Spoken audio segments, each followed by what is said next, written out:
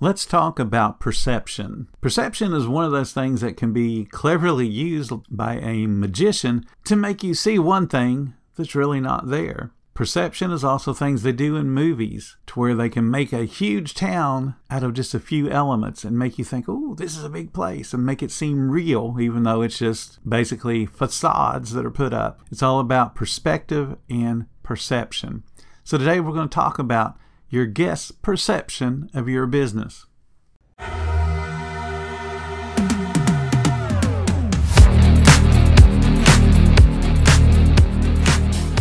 Welcome to the 10-Minute Food Truck Training Podcast. My name is Bill Moore. I am a food truck business coach, author of 5 food truck vending books, including Food Truck 101 and Food Truck 201.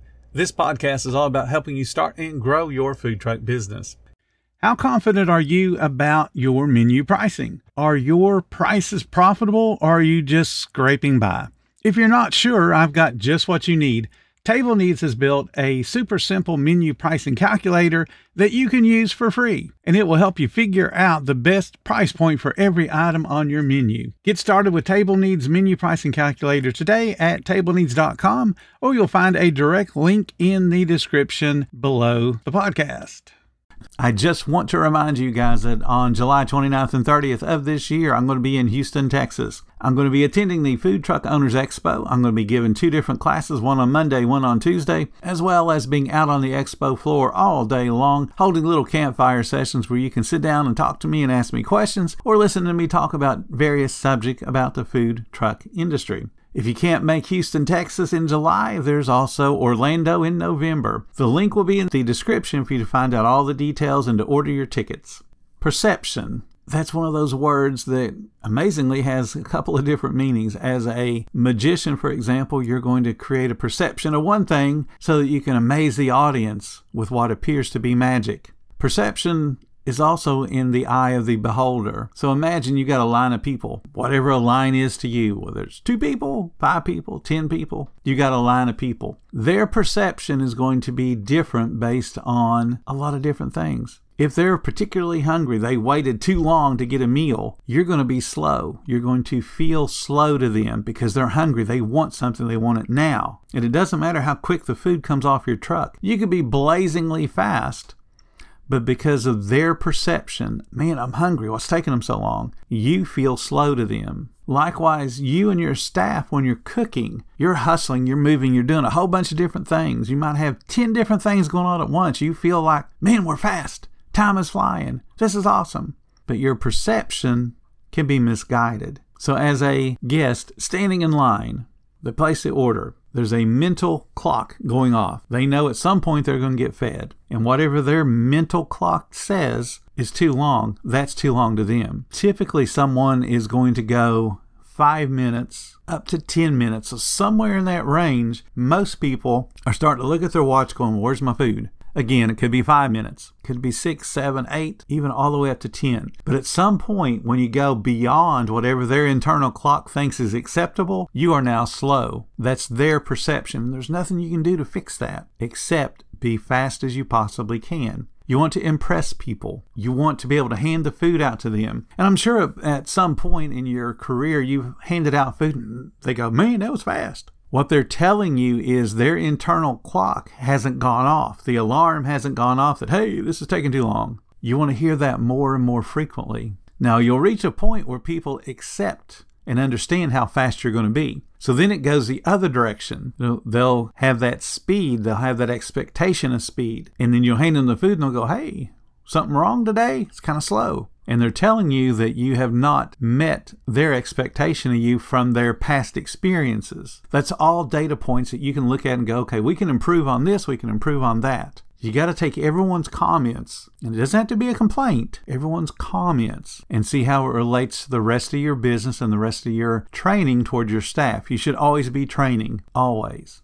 So looking at perception. So we talked about the guest in line. As soon as that order's taken, the money's collected, their timer has started. You, on the other hand, hopefully have other orders going on, but their new order has to fit in somewhere, and you want to get it in process as quickly as possible. This is where it becomes from perception to reality as far as your operations go. If, for example, there are enough orders in front of them that you have no more cooking space, And where you're going to have that issue is going to be on a fryer, typically, or unless you've got real tiny equipment. So if you got all your fry baskets down and this next order has ordered fries or something that needs to be deep fried, now you're waiting on equipment to finish cooking so you can have room to drop the next product. That should be a signal to you if that happens frequently. Because the perception now is you're going to be slow, even though you're hustling because you got orders and you have equipment that's all tied up. So you're hustling, you're moving, you're feeling like it's going quickly and it's going good. But the guest that's out there having to wait on you to have room to drop something, their internal clock is counting down. You're on their clock. As soon as that money's collected, you're on their clock. Now, I know there's somebody listening right now that's going, I guess they'll wait. Good food's worth the wait. Good food is worth the wait up until it's not worth the wait. And that's different from everybody. Me personally, if you go over 8 minutes on a cook time, you got a problem. And it's an operational problem. Don't care how many people didn't show up. Don't care what kind of cooking equipment you got. At 8 minutes, for the majority of food out there, you're too slow. Now, I've worked in sit-down restaurants where we didn't cook not a morsel of food till we got an order or a ticket up. We had a little ticket wheel back in the day. This is before we even had screens we could read. Our cook times, based on our food, 8 was considered okay. 7 was the goal, but 8 was okay. No one got in trouble at 8. At 9 minutes, we're talking to the kitchen staff. What in the world's going on? At 10 minutes, we're definitely got a problem. And the only excuse we would accept would be the order had a well-done steak on it. And then we would give them up to 11 minutes for that ticket, because now that ticket is being drugged down by one product that's on it. So you can't cook shrimp and have it sit while the steak is still cooking. You got to be able to time it so that the shrimp's coming up the same time the steak's coming up. And sometimes that becomes a challenge, but that's not on the guest's fault. That's our fault. How do we make this work? How do we make it more efficient so that when they order something that's complicated, like one guest wants a shrimp platter and the other one wants a well-done steak, how do we make it all come up at the same time so it's all the correct serving temperature?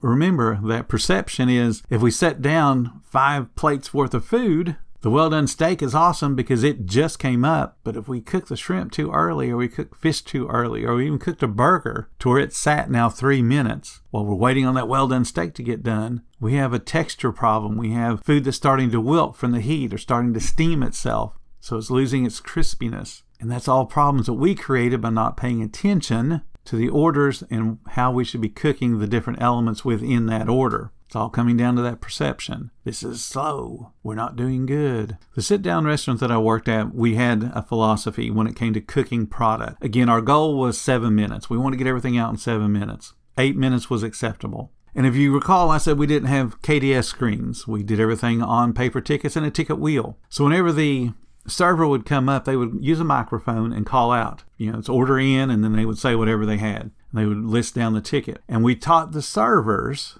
and this was a key, we taught the servers how to call in the food so that the cooks could listen and know how to drop the food in the right order so it's all coming up at the same time. We had what we called walks, flies, swims. Walk would be pork or would be a steak. It's a 4-legged animal. Those typically take the longest to cook, so that gets called out first. So the waitress is scanning down the ticket, finding everything that's going to walk, and then calls that out first. Doesn't matter what order it was taken as she went to the table and said, hey, young man, what would you like? And he says fish. That's going to be the last thing that she calls out to the kitchen, even though it was the first thing that she wrote down on her ticket. So then the second thing was flies. That's going to be the chicken and the poultry and the different things that fly or have the ability to fly. And then the last thing I said was swims. So now you're looking at seafoods. And that would include crab legs and that type of thing. That would be the order that you would drop the different foods in so that ideally they all come up at the same time. So as a cook, when you hear the waitress say, I have an order in, and it starts with fish, you ain't got to worry about anything else because all of the fish is going to be cooking about the same amount of time.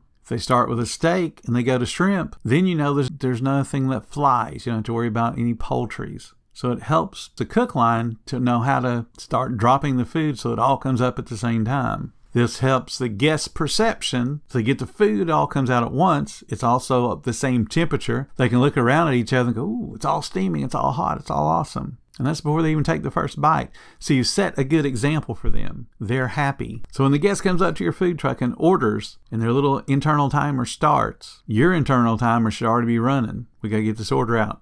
7 minutes, 8 minutes, whatever it takes. You want to hand that bag out to them when the food is at its absolute hottest, which should be right off the grill, right out of the fryer. It should be ready to go. You shouldn't have the fries come up and you realize, oh crap, we haven't even made the burger yet. You can't have high quality service when you're giving out crap product. It's all in perception.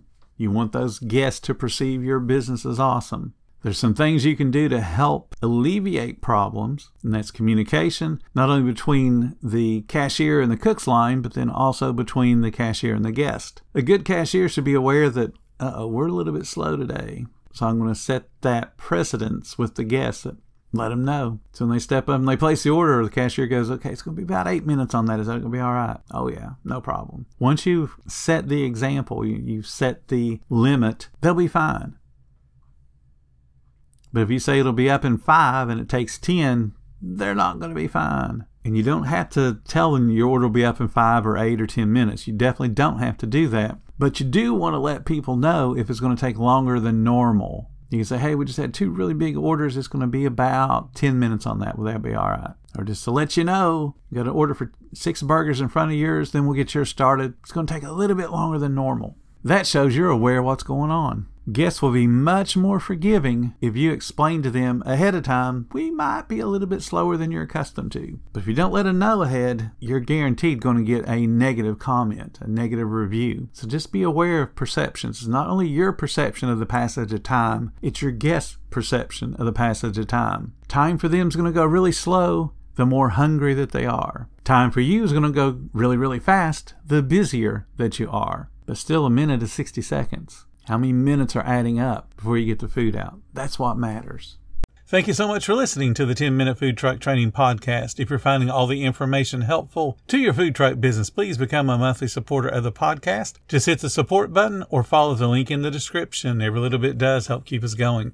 Join our Facebook group. It's called Food Truck Training. We have a whole bunch of awesome members at all different levels, from brand new beginners to decades-old veterans. They've all got your back when it comes to helping you with your food truck. And again, thank you for listening. Come back tomorrow because I got plenty more to say when it comes to helping you and your food truck business grow.